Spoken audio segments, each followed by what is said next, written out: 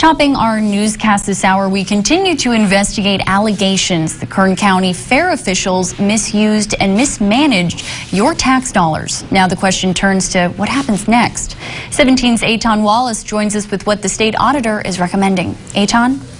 Olivia, the state auditor provided a number of recommendations, including a suggestion that the state either partially or fully take over the board in charge of the fair. This, as we're learning about one former state fair employee who drove a fair vehicle even though he was prohibited to do so because his driving record included a DUI.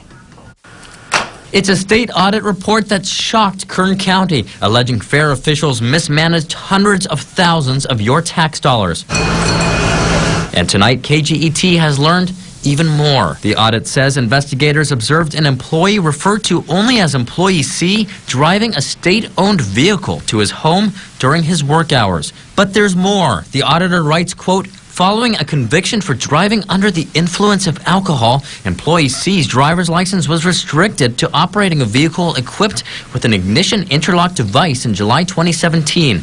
The maintenance supervisor reasonably should have recognized that a restriction existed, and he should have taken appropriate steps to prevent Employee C from operating state-owned vehicles which are not equipped with ignition interlock devices. The audit goes on to say, quote, the maintenance supervisor allowed Employee C to use state time to perform at least some of his 64 hours of court-ordered volunteer hours, which were part of his sentence for his DUI conviction.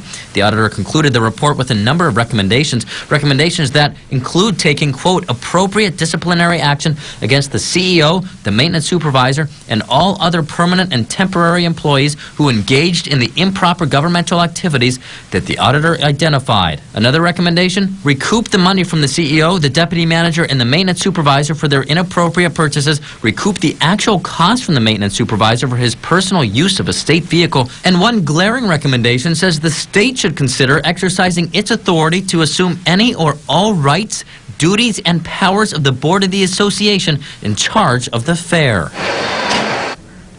Now here's how we got to where we are today. California Auditor's Office released the report in August of 2019. To be clear, the troubled county fair was not named in the report to protect a whistleblower.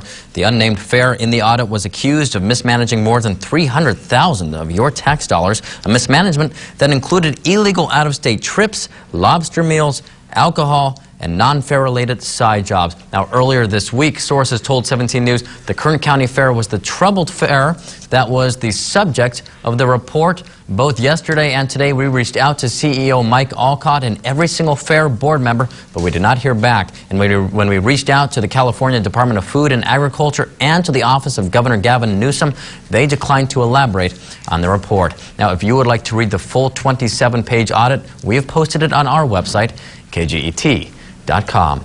In studio, Eitan Wallace, 17 News.